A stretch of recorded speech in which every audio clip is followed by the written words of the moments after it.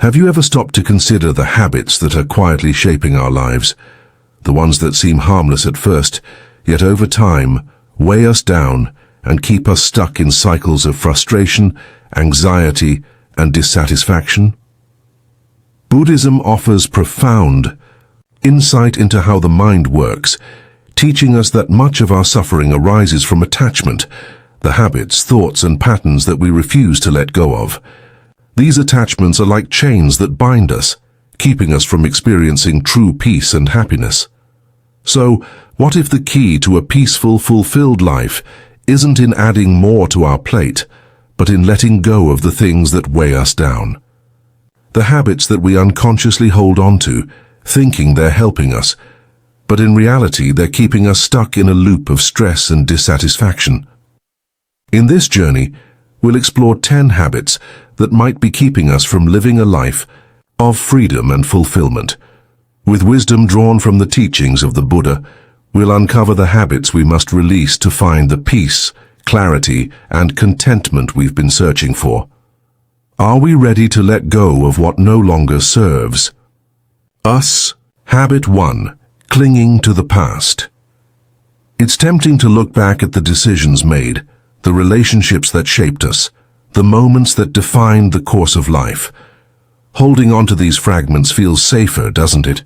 But in doing so, the present slips away unnoticed, like water flowing past the fingers without a grasp.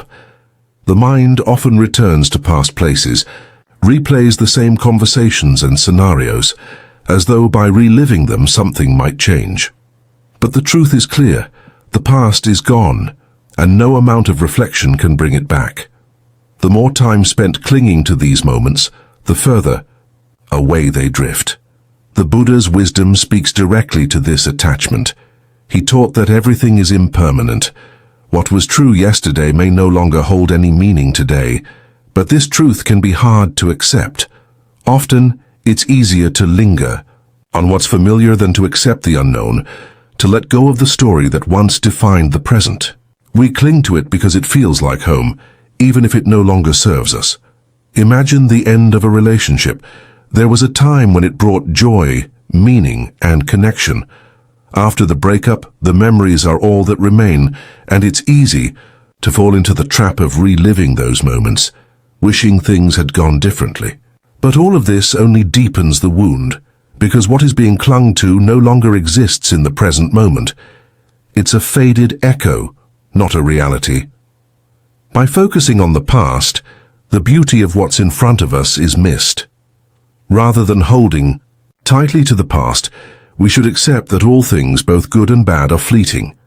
Each moment is precious not because it is permanent, but because it is transient.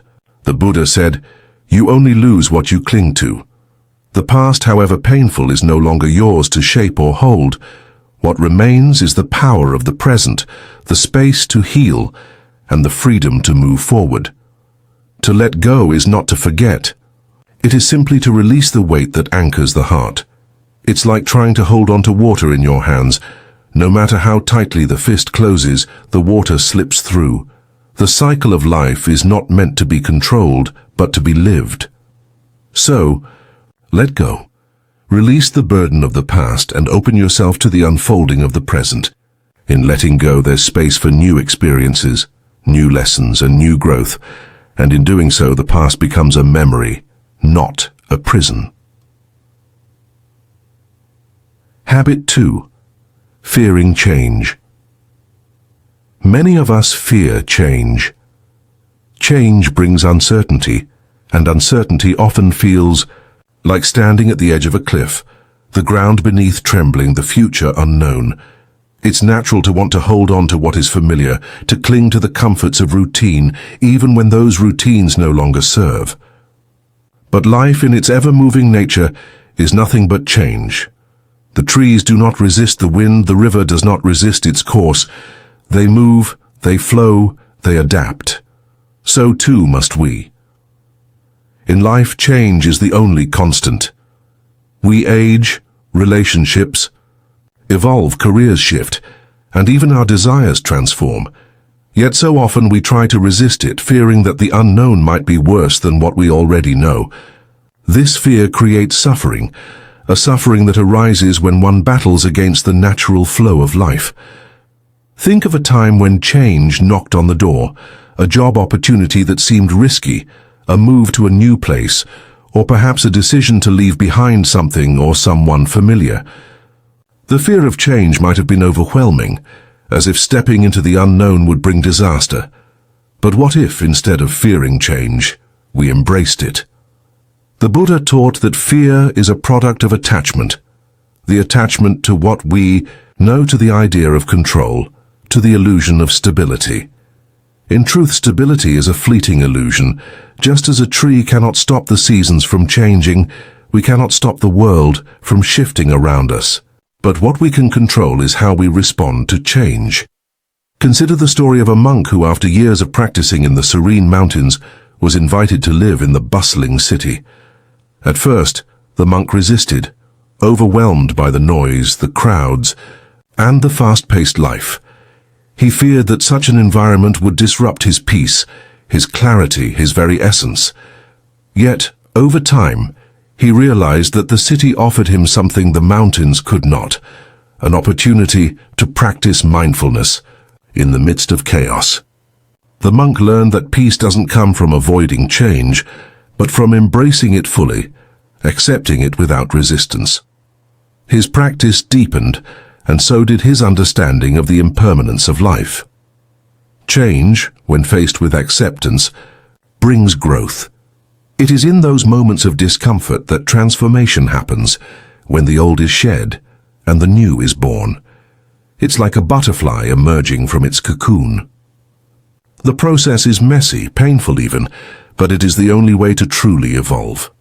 Buddhism teaches that in order to let go of fear, one must cultivate mindfulness and awareness. When the mind is present, it can see change for what it truly is, an opportunity, not a threat. Each new challenge, each change is a lesson to be learned, a step toward greater wisdom. So, the next time change comes knocking, and it will, instead of resisting it, step forward. Step into it with the understanding that it is part of life's dance. The fear will dissolve, and in its place there will be the freedom to grow and to thrive, which we think, which are impossible. Habit 3. Living with anger. Anger is one of the most destructive forces that can grip the human heart. It's like a fire that starts with a small spark, but if left unchecked, grows into an uncontrollable blaze, consuming everything in its path. Most of us have felt its burn, an instant rush of heat, a tightening in the chest, a surge of energy that seems to demand action. It may feel justified in the moment, but anger has a way of poisoning the mind, clouding our judgment and eroding our peace.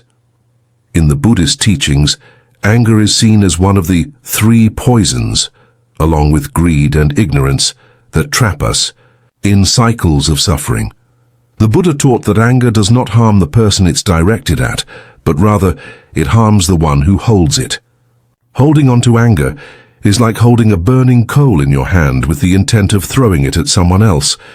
You only burn yourself in the process. Think of anger as a cloud darkening the sky of our minds. In that clouded state, clarity and wisdom are lost, and all actions become reactions.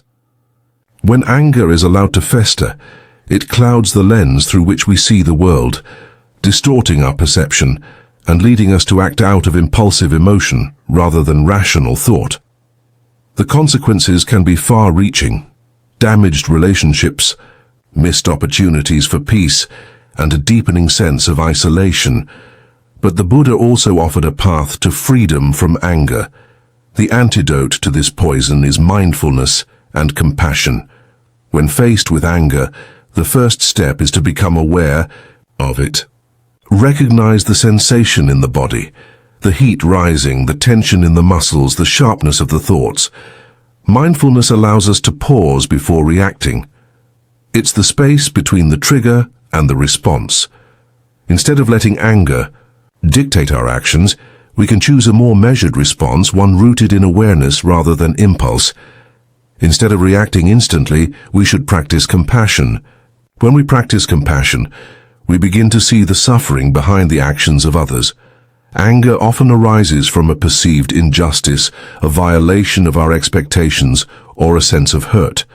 But in those moments, it's important to remember that others just like us are human. They too have their struggles, their fears, and their pain.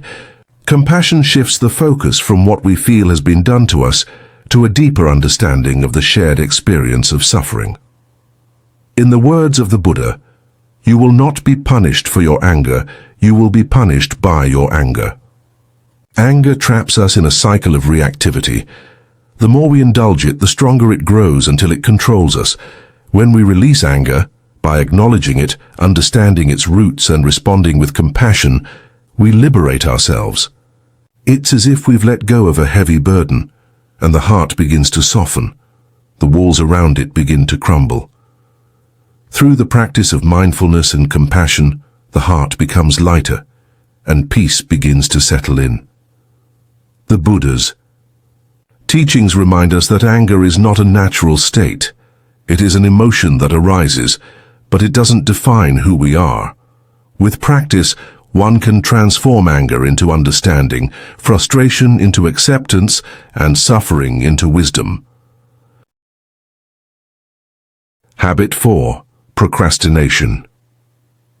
It is a silent thief, making us believe that we can always do it later, that we can wait for the perfect moment to begin. Tomorrow becomes a mantra. Tomorrow I'll start, tomorrow I'll change, tomorrow I'll take action. But tomorrow is a fleeting illusion. It's like a mirage on the horizon, always just out of reach. In the Buddha's teachings, there is a profound understanding of the present moment. The Buddha emphasized that the present moment is all we truly have, and yet, how often do we ignore it? We spend our days waiting, thinking that the right time will come, but the right time is always now.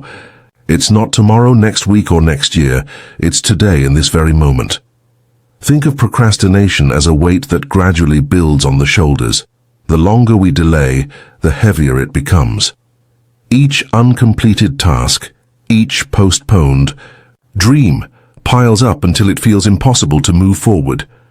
This weight drags us down, and as time slips by, the precious moments that could have been spent creating and accomplishing vanish, never to return. Waiting for the perfect conditions is like waiting for the rain to fall on a cloudless day. It's futile. The conditions will never be perfect. The timing will never be ideal. If we keep waiting for the right time, it will never arrive. But if we act now, even if it's just one small step, we begin to move forward, to create momentum. In many ways, procrastination is an expression of fear. It's the fear of failure, the fear of not being ready, the fear of uncertainty. We tell ourselves that we need more time, more preparation, more resources, but the truth is that waiting only keeps us trapped in indecision and inaction. By avoiding the discomfort of starting, we deny ourselves the possibility of growth and progress. The Buddha teaches that we must practice awareness and mindfulness in the present moment. Instead of thinking over what we should have done or what we'll do in the future, we must focus on what can be done now. It's the simple act of beginning, no matter how small, that breaks the cycle of procrastination. The act itself becomes the momentum we need to continue moving forward. One way to approach procrastination is to ask, what is the smallest action I can take right now? This question brings us back to the present, focusing on the next immediate step, rather than the overwhelming weight of everything that needs to be done. Just by starting, we begin to unravel the power procrastination has over us. In Buddhist practice, the idea of right effort is essential. This effort is not about striving or forcing, but about aligning our actions with our intentions. It's about making the conscious decision to act, to take the first step, and to keep going with steady, mindful intention. By practicing right effort, we learn that the only time we truly have is the present moment. By embracing this moment fully and without hesitation, we free ourselves from the chains of procrastination. As the Buddha wisely said, do not dwell in the past, do not dream of the future, concentrate the mind on the present moment. By acting today, no matter how small the task may seem, we begin to move toward our goals with purpose. Every small step, every action taken in the present builds momentum and brings us closer to the life we want to create. Habit 5. Eating bad foods. The food we consume is not just fuel for the body, it's nourishment for the mind and spirit as well. What we choose to eat affects every part of us.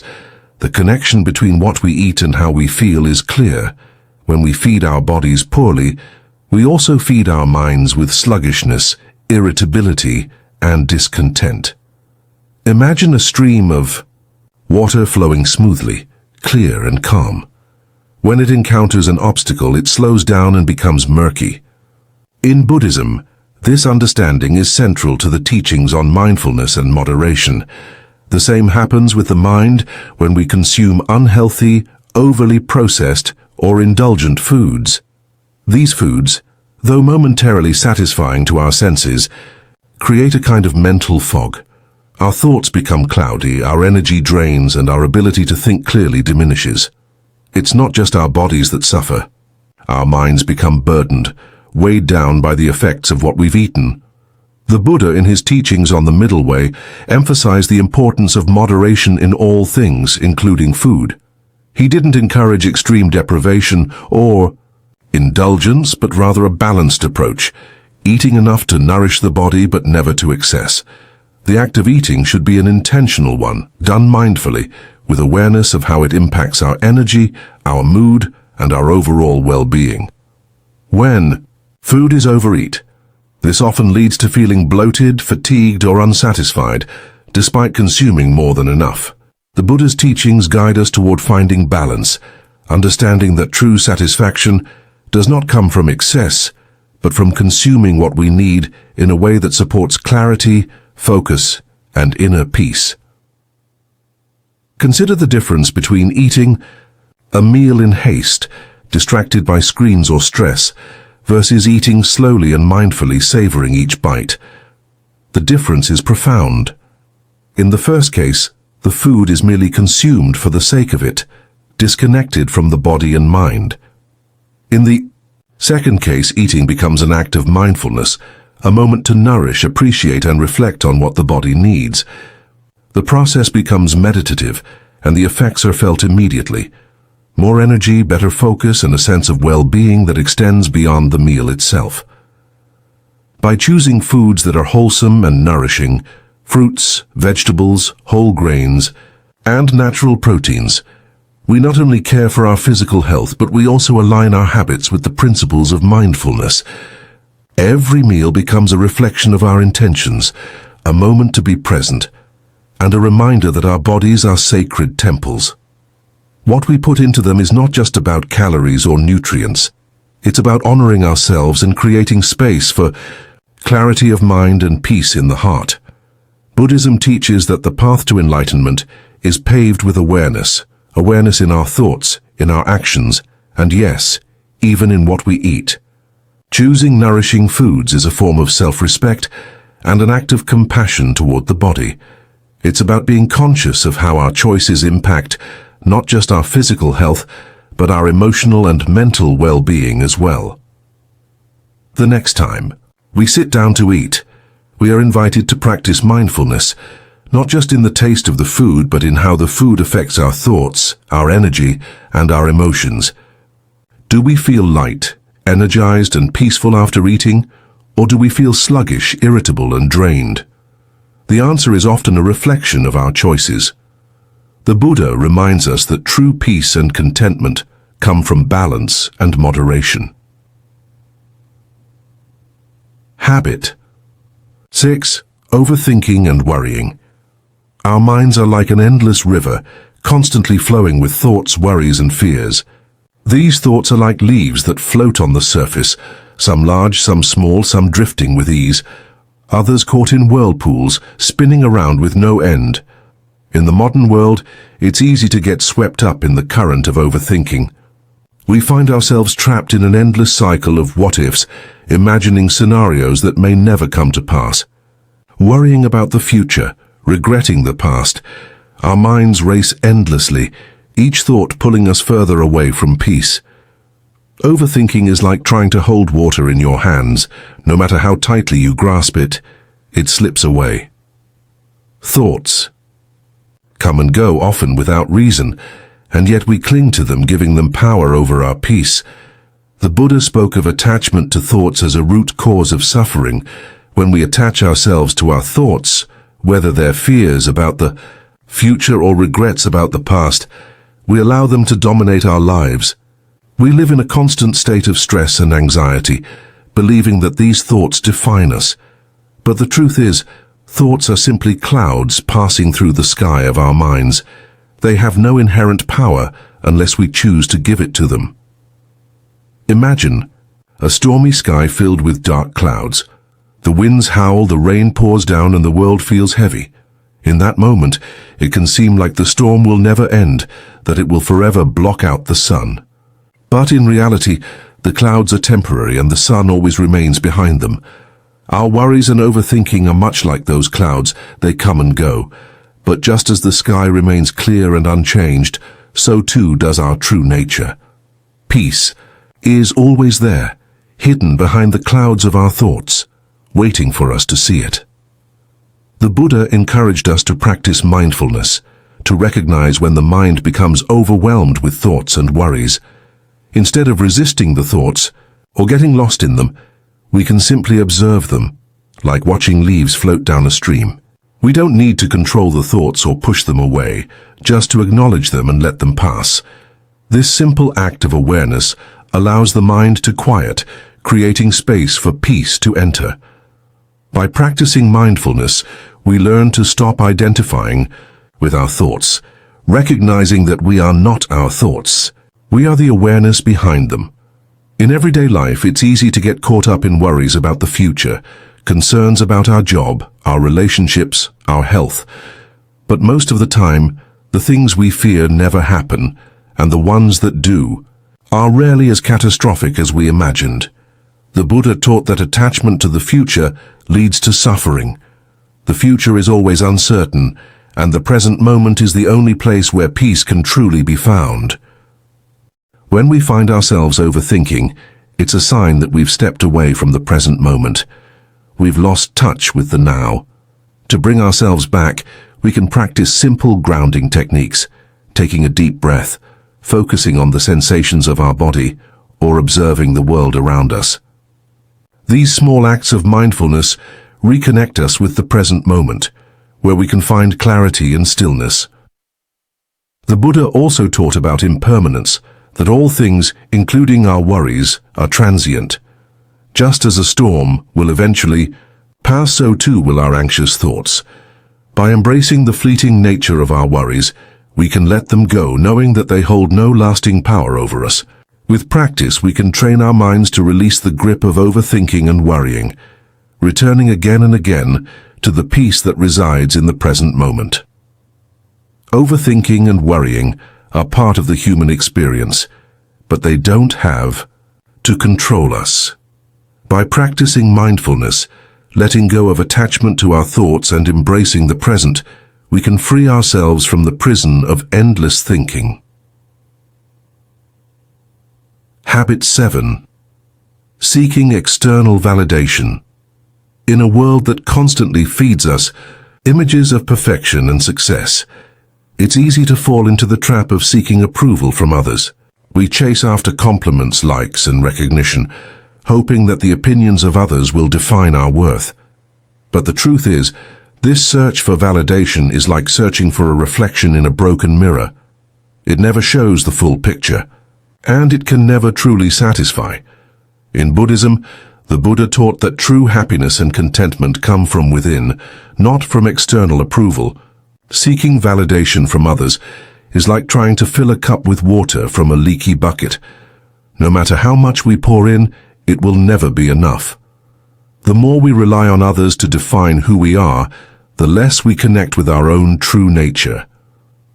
We become like chameleons, changing our colors to blend in with the expectations of those around us, losing sight of our authentic selves in the process.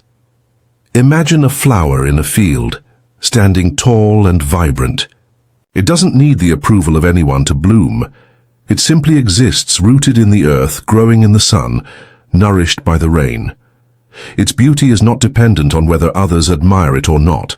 Similarly, our worth is not determined by external recognition. It comes from the quiet confidence that we are enough, just as we are. The Buddha taught that external things are impermanent, and so is the validation we receive from others. A compliment may feel good in the moment, but it fades. A harsh criticism may sting, but it passes as well. These external factors are like clouds in the sky. Sometimes they obscure the sun, but they never last. True peace comes from learning to accept ourselves, independent of external approval. When we seek validation from within, we stop chasing after fleeting praise and start embracing the deep, unshakable sense of worth that resides in our own hearts. The act of seeking external validation can create a cycle of dissatisfaction. The more we depend on others to tell us we are worthy, the less we trust our own judgment and intuition. We begin to question our decisions, our actions, and our choices, constantly looking outward for reassurance. This leads to insecurity and confusion, and we can become lost in the opinions of others. To break free from this cycle, we must turn inward. The Buddha encouraged the practice of self-reflection and mindfulness, reminding us to cultivate our inner wisdom and self-compassion. Instead of looking for validation from the outside, we can ask ourselves, am I at peace with who I am? Do I accept myself as I am, with all my strengths and imperfections? These questions bring us back to the truth that we are whole and complete, just as we are. This doesn't mean that we stop caring about the opinions of others. It simply means we stop letting those opinions define us. We begin to understand that our true worth is not measured by the approval of others, but by the peace and acceptance we have within ourselves. When we seek validation from within, we connect with a deeper sense of self, one that is unshaken by praise or criticism, one that is rooted in a quiet knowing that we are enough. To let go of the habit of seeking external validation, we can start by practicing gratitude for who we are, independent of what others think. By appreciating ourselves for our unique qualities and strengths, we can learn to celebrate our own existence without needing constant affirmation from the outside world. When we begin to live from this place of inner peace, the external validation we once sought becomes unnecessary, and we experience true freedom. The Buddha's wisdom teaches us that true contentment lies not in the approval of others, but in the acceptance of ourselves. When we stop seeking validation from the outside, we free ourselves from the chains of comparison and judgment. We begin to see ourselves as we truly are, perfectly imperfect, deserving of love and peace, regardless of what anyone else may say. Habit 8. Clinging to material possessions. In today's world, we are constantly surrounded by the pull of materialism. We work tirelessly to acquire possessions, whether it's the latest technology, designer clothes, or a bigger house, believing that these things will bring us happiness and fulfillment. We often tie our self-worth to what we own, thinking that the more we have, the more successful and content we will be. But as many have learned, the pursuit of material possessions often leads not to lasting happiness, but to anxiety, dissatisfaction, and a sense of emptiness. Buddhism teaches that attachment to material things is one of the main causes of suffering. The more we cling to possessions, the more we become bound by them. Like a traveler burdened with too much luggage, we struggle to move freely through life. Each possession we accumulate weighs us down, taking up space in our minds and hearts, leaving us with little room for what truly matters. Imagine a person who fills their life with endless objects. expensive gadgets, luxurious clothes, extravagant homes, but despite all their wealth, they feel unfulfilled. No matter how many new things they acquire, there's always a sense that something is missing. The Buddha likened attachment to material possessions to holding onto a burning stick. No matter how tightly we grip it, it only causes us pain. Clinging to possessions in the hope they will bring us happiness is a fool's errand. Like water, slipping through our fingers, material wealth can never truly satisfy the deeper needs of the soul. In Buddhist teachings, everything in the physical world is impermanent. Possessions break, fade, and decay over time. What we hold so tightly today may be lost tomorrow. By clinging to material things, we attach ourselves to something fleeting and unreliable. The Buddha encouraged followers to practice non-attachment, not as a denial of the world, but as a way to break free from the cycle of craving and dissatisfaction. When we release our attachment to material possessions, we make room for something more meaningful, true freedom. This freedom comes not from having more, but from needing less. It comes from finding peace in the present moment, appreciating the simple things and embracing life as it is. We learn that happiness is not found in things, but in experiences, relationships, and the richness of the inner life. Consider a monk who lives with only the essentials, simple robes, a bowl for food, and a mat to sleep on.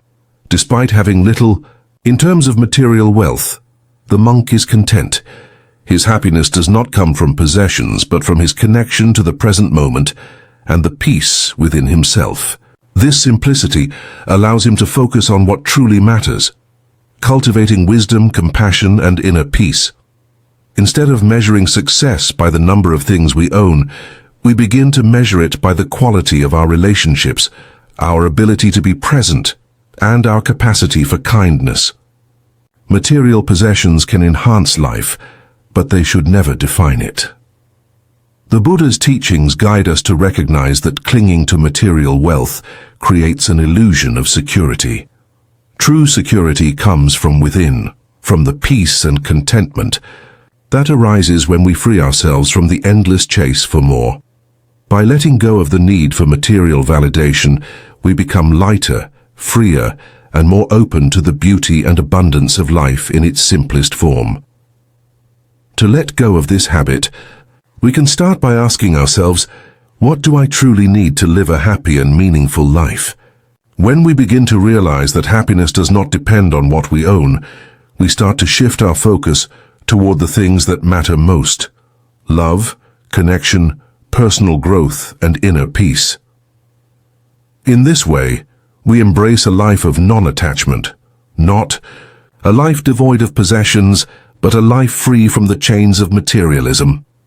Habit 9. Judging others. Judging others is a habit that sneaks into everyday life, often without us even realizing it. We might find ourselves criticizing someone's actions, appearance, or even their beliefs without truly understanding their story. But as the Buddha taught, judgment only creates separation, not connection. Judging others is like looking into a mirror and criticizing the reflection. No matter how much we criticize or find fault, it changes nothing about the image we see. The reflection remains the same, and so does the person we are judging. It's a futile exercise, a mental trap that keeps us locked in our own narrow perspective.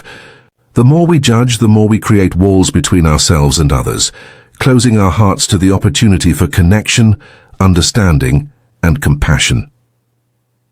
The Buddha's teachings on non-judgment are rooted in the understanding that every person is on their own unique path, with their own struggles, challenges, and lessons to learn. Just as we would not want others to judge us based on a single moment or action, we must remember that others, too, are more than the sum of their mistakes or imperfections. When we choose compassion over judgment, something transformative happens. Instead of seeing someone's flaws or mistakes, we begin to see their humanity. We recognize that everyone is carrying some weight, fighting battles that may not be visible on the surface. In this space, we can meet others with empathy rather than condemnation. A simple act of compassion can break down the walls of judgment and build a bridge between hearts. Imagine a person who has made a mistake, perhaps even hurt us in some way. The natural reaction might be to judge them harshly, to label them as bad or unworthy. But what if, instead of rushing to judgment, we paused and considered their struggles? What if we recognized that they too are simply human, like us, doing their best with the tools and knowledge they have?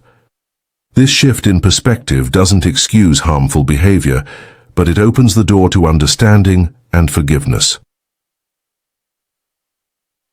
Judgment also stems from a deeper sense of insecurity. When we judge others, we are often projecting our own fears, doubts, and frustrations onto them. It's easier to judge others than to confront the discomfort we feel within ourselves. However, this only perpetuates the cycle of negativity and suffering. In Buddhism, the concept of interconnectedness is central. Everything and everyone is connected in a vast web of life. When we judge others, we separate ourselves from this connection, creating an illusion of us versus them. But in reality, we are all part of the same whole, experiencing the same fundamental human conditions: suffering, joy, love, and loss.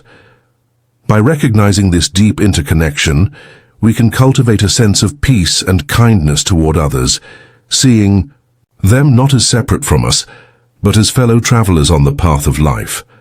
The next time the urge to judge arises, try to pause and shift your perspective. Instead of focusing on the flaws or mistakes of others, look for their humanity. What struggles might they be facing? What wisdom can be found in their journey? By letting go of judgment, we allow ourselves to experience the world with a heart open to compassion, understanding, and love. As we practice compassion instead of judgment, we create a ripple effect in the world around us. Each act of kindness, each moment of empathy, contributes to the healing of both ourselves and others. The Buddha's teachings remind us that by transforming our own hearts, we can help transform the world.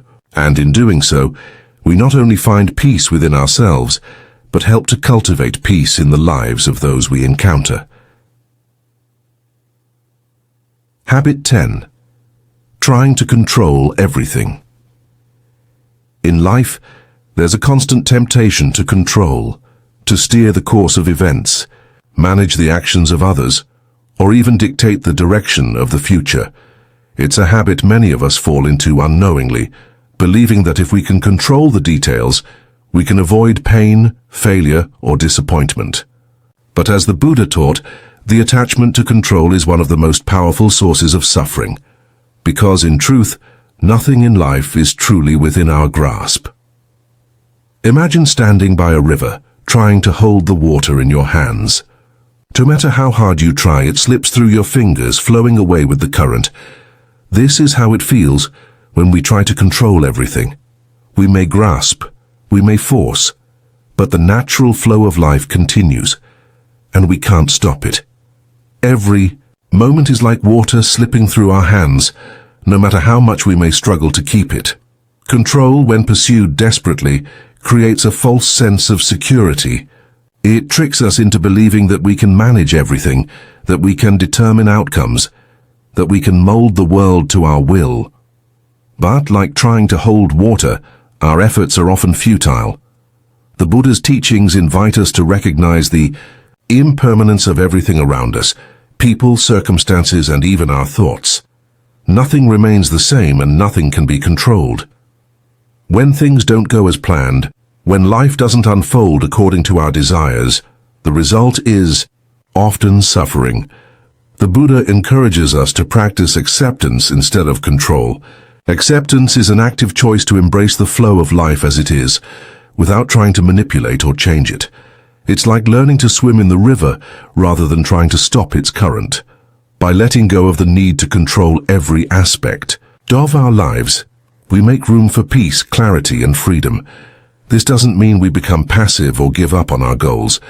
It means we recognize the difference between what we can control and what we cannot. We can control our actions, our intentions, and our responses, but we cannot control the actions of others, the future, or the outcomes of everything we do. Imagine a person who has spent years trying to shape the world around them to fit their exact desires, controlling relationships, outcomes, and even the thoughts of others. This person, despite their efforts, is often met with frustration and disappointment. The more they try to control, the more they lose touch with the true essence of life. They are so focused on fixing and managing that they miss the beauty in the imperfections, the freedom in the unknown. Now imagine the same person having learned to let go of the need to control. They focus on living in the moment, embracing what comes their way with acceptance. They find peace in the flow of life, knowing that while they can't control the future or others, they can control how they respond. This shift doesn't mean giving up ambition, but rather it's a recognition that peace comes not from forcing life to follow our plan, but from adapting gracefully to its natural course. In Buddhism, this wisdom is reflected in the concept of non-attachment. It's not about being indifferent to the world or withdrawing from life. It's about not clinging to outcomes, not grasping at the illusion of control. When we let go of attachment, we free ourselves from the chains of expectation and open ourselves to true freedom. The act of releasing control is an act of surrender, not to chaos but to the natural order of the universe. True peace arises when we stop trying to control everything and instead embrace what is. Just as a river cannot be held back, life cannot be perfectly controlled, but in surrendering to the flow we find the peace and freedom that can only come from acceptance. So, the next time the urge to control arises, remember the lesson of the water in your hands. Instead of holding tightly, allow life to flow as it will. Accept what comes, do your best, and trust that the natural course of things will lead to the right outcomes. So, as you continue on your journey, remember, it's not about being perfect, it's about being present and mindful of the choices you make each day. The power to change lies within each of us. Embrace the path of self-awareness and take one step at a time toward a more peaceful, fulfilling life. If this message resonated with you, take a moment to reflect on the habits you can begin to let go of. Share your thoughts in the comments. What habit are you committed to releasing first? Don't forget to like, subscribe, and hit the notification bell so you won't miss more insights on living a more mindful, intentional life. Thank you for watching. May you find the strength and wisdom to release what holds you back, and may your path ahead be filled with peace and purpose.